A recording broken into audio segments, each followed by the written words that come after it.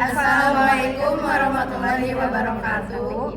Yang terhormat kepada Ibu Tina akan disampaikan oleh masing-masing penanggung jawab dan pengampu mata kuliah kewirausahaan. Kami dari kelompok 3 akan mempresentasikan laporan yang akan disampaikan oleh masing-masing. Di sini kami membahas ide usaha kuliner yang akan menyampaikan penjelasan lebih detail yaitu Mix Combo Bites. Sebelum membahas lebih dalam akan disampaikan oleh masing-masing, izinkan kami memperkenalkan diri. Perkenalkan, nama saya menyampaikan jelas lebih detail mengenai strategi pengembangan dari Mix Combo Bites yang akan disampaikan oleh masing-masing penanggung jawab dari bidang tersebut. Ini akan menyampaikan penjelasan lebih detail mengenai strategi pengembangan dari Mix Combo Bites yang akan disampaikan oleh masing-masing penanggung jawab dari bidang tersebut.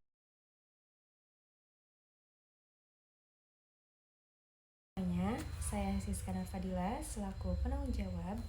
Pada kesempatan ini saya akan mempresentasikan ide bisnis kami yang bernama Combo Mix Bites, sebuah inovasi kuliner yang menggabungkan crispy chicken, macaroni cheese, dan french fries dalam satu kemasan praktis. Latar belakang munculnya ide bisnis ini berawal dari fenomena pasar saat ini, khususnya di kalangan generasi Gen Z.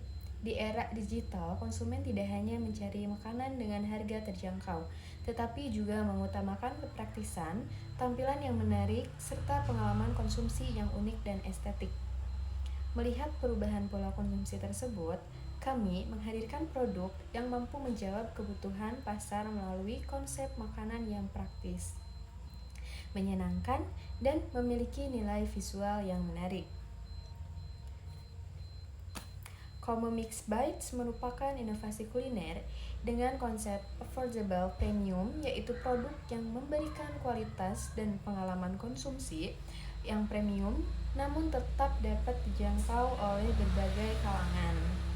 Selain itu, konsep ini memiliki potensi bisnis yang besar karena menawarkan variasi menu dalam satu kemasan, memberikan kenyamanan bagi konsumen, serta memiliki peluang untuk bersaing dan berkembang di industri kuliner yang semakin kompetitif.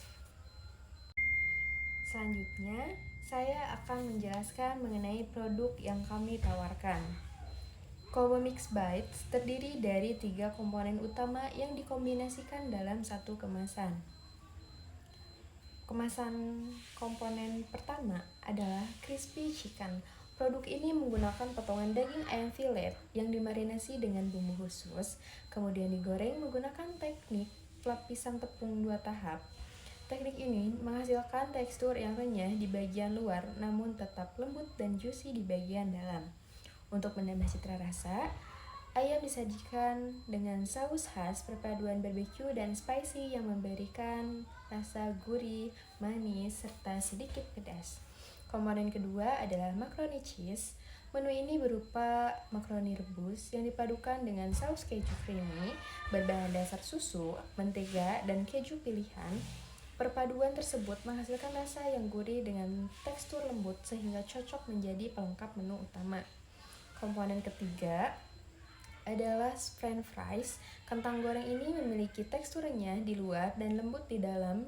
Selain sebagai pelengkap, french fries juga memberikan varian rasa dan tekstur sehingga pengalaman konsumsi menjadi lebih menarik. Saya akan memaparkan materi tentang analisis SWOT. Yang pertama yaitu ada strengths, yaitu kekuatan. Produk ini mempunyai konsep unik yaitu 3 menu dalam satu kemasan. Harganya terjangkau dan sesuai dengan kualitas yang ditawarkan, memiliki resep dan signature sauce yang menjadi ciri khas produk. Yang kedua ada weakness, yaitu kelemahan. Kapasitas ini produk masih terbatas karena prosesnya dilakukan di dapur rumahan dan modal usaha yang dimiliki masih relatif kecil. Produk ini juga termasuk fresh food sehingga tidak bisa disimpan terlalu lama. Ada risiko kualitas dan tekstur produk menurun saat proses pengiriman. Terus yang ketiga ada opportunities, ada peluang Tren comfort food di kalangan Gen Z ini termasuk meningkat. Produk berpotensi viral melalui promosi di sosial media, masih terbuka peluang untuk mengembangkan varian menu baru. Sistem pre-order dapat membantu mengurangi risiko kerugian. Yang terakhir ada threats, ada ancaman adanya kompetitor yang bisa meniru konsep bisnis ini, bersaing harga dengan pelaku usaha yang cukup ketat. Harga bahan baku yang tidak stabil dapat mempengaruhi biaya produksi. Secara keseluruhan, produk ini memiliki peluang yang besar untuk berkembang karena menawarkan konsep yang unik dan harga yang terjangkau. Namun diperlakukan strategi untuk meningkatkan kapasitas produksi, menjaga kualitas produk, dan menghadapi pesaing pasar. Demikian pemaparan materi dari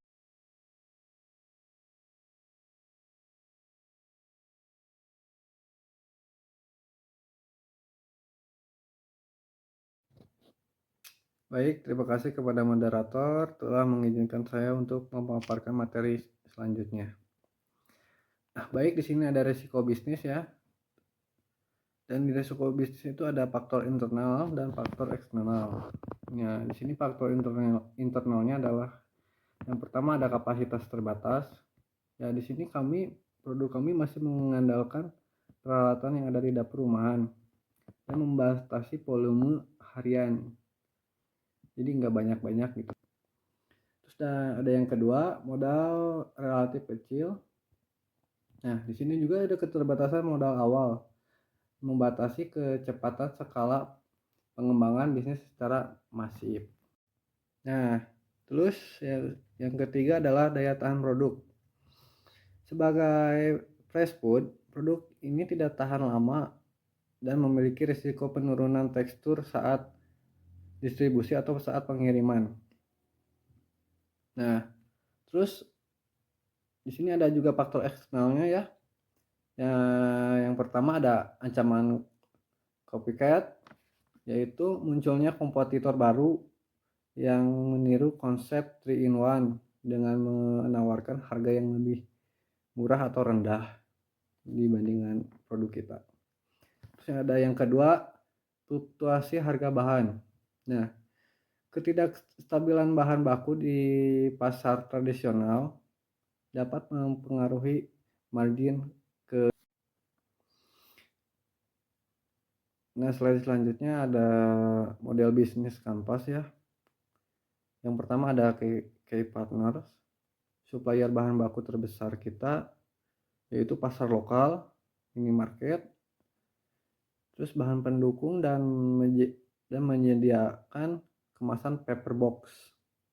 Ini ada yang kedua, ada key activities, yaitu pengadaan bahan produksi makanan atau pengemasan estetik dan pemasaran digital. Terus ada yang ketiga, value proposition, yaitu ada inovasi 3 in 1, yaitu chicken crispy, macaroni cheese, sama french fries. Terus dalam satu kemasan bento box ya, affordable premium dengan harga 15.000 saja, yang praktis dan bisa mengenyangkan perut. Dan yang keempat, customer relation, interaksi aktif ya, media sosial, Instagram dan WhatsApp ya, pelayanan responsif dan sistem pre-order atau bisa disebut singkat juga PO. Terus ada yang kelima, ada customer segment. Customernya itu ada kalangan Gen Z, pelajar, dan mahasiswa dengan mobilitas tinggi, budget conscious, dan menyukai tren V&B. Nah, yang keenam ada channel. Nah, di sini kami menggunakan channel Instagram yang buat promosi itu dari Reels atau Story. Ada juga WhatsApp atau word of mouth, komunitas kampus dan COD. Dan yang ketujuh ada key resource, pelatihan masak sederhana, resep signature, search, dan tim mahasiswa. Dan yang kedelapan ada cost struktur, biaya bahan baku utama, biaya kemasan, biaya operasional, dan biaya promosi. Nah, dan yang terakhir ada revenue stream atau penjualan langsung produk combo mix batch melalui sistem pre-order atau bisa disebut juga PO dengan metode pembayaran cash on delivery COD, bisa juga transfer. Cukup sekian dan terima kasih. Saya kembalikan kepada moderator. Setelah melihat bagaimana perencanaan strategis dan model bisnis dirancang di atas kertas, mari kita lihat uji efektivitasnya secara nyata melalui realisasi data laporan keuangan operasional berikut. Untuk bagian laporan keuangan ini, perkenalkan, saya selaku penanggung jawab bagian keuangan yang akan memandu langsung pemaparan data finansial kelompok kami. Memasuki minggu pertama, periode 4 hingga 10 Mei, kita buka dengan modal awal yang tertera di layar sebesar Rp500.000. Nah, biar data kita sama-sama transparan, saya ingin jujur meluruskan sedikit poin di sini. Kemarin saat pertemuan terakhir, saya menyampaikan kepada Ibu sebenarnya belum iuran di awal.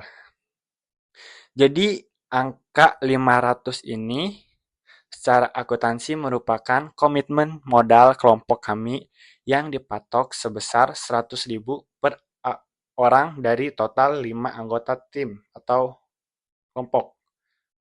Walaupun iuran saya menyusul, tetap saya melakukan iuran di awal sebagai basis penyeimbang pengeluaran operasional pertama. Kita yang mencapai Rp1.007.258. Tapi untungnya, strategi jualan kita langsung memotong defisit tersebut melalui volume penjualan berhasil mencapai 97 porsi. Dengan rincian hari Kamis terjual 17 porsi senilai Rp255.000, terjadi lonjakan tajam di hari Jumat berikutnya sebanyak 70 porsi senilai Rp1.050.000 dan hari Sabtu ditutup 10 porsi senilai Rp150.000. Akumulasi ini menghasilkan total pendapatan sebesar Rp1.455.000 dan laba bersih sebesar Rp447.742. Sehingga saldo akhir kas kami aman bergerak naik menjadi Rp947.742 berkat perputaran kas yang sehat. Pada minggu kedua periode 11 hingga 17 Mei, kami tidak perlu pusing memikirkan iuran lagi karena kas awal tersebut langsung digunakan kembali untuk operasional atau belanja.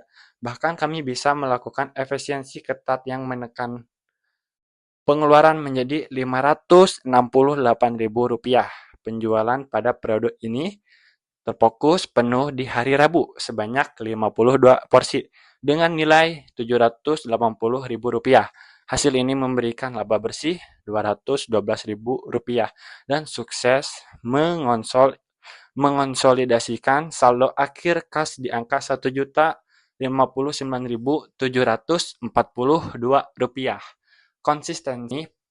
Konsistensi performa ini teruji pada minggu ketiga periode 23 hingga 29 Mei dengan posisi kas awal Rp1.152.742 dan pengeluaran sebesar Rp760.000. Stabilitas penjualan terjaga di angka 70 porsi. Distribusinya terbagi di hari Senin sebanyak 33 porsi, senilai Rp495.000 dan hari Jumat sebanyak 37 porsi senilai Rp555.000. Nah, kayak yang cantik. Pendapatan yang dibukukan adalah Rp1.050.000 dengan perolehan laba bersih Rp290.000, meningkatkan posisi kas menjadi Rp1.449.742, menutup bulan operasional pada minggu keempat periode 30 Mei hingga 2 Juni. Pola pembelian konsumen bergerak lebih merata setiap harinya. Tercatat penjualan pada hari Senin sebanyak 19 porsi senilai Rp285.000, hari Selasa 18 porsi senilai Rp270.000 dan Jumat sebanyak 23 porsi senilai Rp345.000. Melalui total penjualan 60 porsi, pendapatan yang diraih adalah Rp900.000 setelah dikurangi pengeluaran sebesar Rp625.000, menghasilkan laba bersih Rp275.000. Angka ini secara resmi membawa saldo akhir kas berada di posisi Rp1.724.742. Dari grafik keuangan yang bergerak positif ini, kita bisa melihat bahwa komitmen modal di awal tadi terbukti memberikan hasil yang nyata dan manis di lapangan. Namun, tentu saja angka-angka ini tidak berdiri sendiri, melainkan dampak langsung dari efektivitas strategi bisnis yang telah kami jalankan.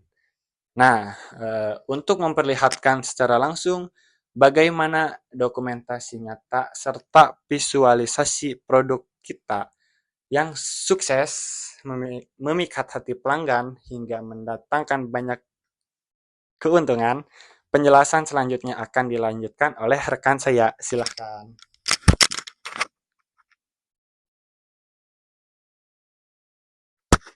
Di sini saya akan menjelaskan cara pembuatan mix combo bites. Kita siapkan bahan terlebih dahulu. Untuk bahan baku kering ada di tepung terigu, tepung maizena, tepung serbaguna, ada penyedap rasa, dan ladaku. Dan untuk bumbu marinasinya itu ada di saus tiram, saus tomat, saus pedas, kecap, serta keju oles dan susu full cream. Bahan utamanya yaitu ada ayam dada filet, ada kentang, serta makaroni. Nah, di sini saya akan menjelaskan step by stepnya. Pertama-tama kita dadu terlebih dahulu ayamnya, lalu gerus bawang putih, lalu masukkan bawang putih yang sudah digerus ke dalam ayam. Selama kita menunggu ayamnya meresap, kita siapkan air mendidih untuk merebus makaroni. Nah, di sini saya sedang menyiapkan tepung kering dan tepung basah. Untuk tepung kering kita ada di tepung terigu, tepung serbaguna, tepung maizena, serta masukkan sedikit garam dan ladaku. Untuk membuat tepung basah, kita masukkan tepung terigu terlebih dahulu serta masukkan air secara sedikit demi sedikit. Setelah itu aduk rata sampai tekstur memuaskan. Setelah ayam meresap dan tepung sudah disiapkan, step selanjutnya kita akan membaluri ayam tersebut. Lalu setelah dibaluri, langsung kita goreng. Setelah goreng ayam, kita lanjutkan untuk menggoreng kentang yang sudah disiapkan di awal. Nah, di sini kita akan membuat saus untuk marinasi ayam yang sudah digoreng tadi. Di sini ada saus pedas, saus tomat, saus tiram, kecap, serta tambahkan sedikit ladaku. Aduk secara merata, lalu kita tumis bawang bombay. Nah, untuk step selanjutnya kita akan membuat mac and cheese. Yang pertama-tama kita masukkan terlebih dahulu bawang bombay serta bawang putihnya untuk ditumis. Setelah itu masukkan susu full cream, masukkan makaroni yang sudah direbus tadi. Kemudian step selanjutnya kita masukkan keju oles serta penyedap rasa dan ladaku. Nah, bahan yang sudah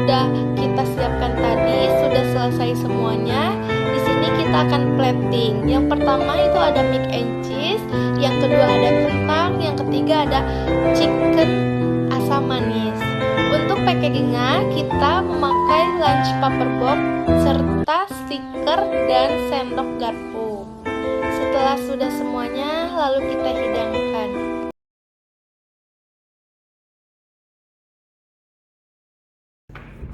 Sekian dari kelompok kami. Mohon maaf bila ada salah kata maupun perbuatan. Wassalamualaikum warahmatullahi wabarakatuh.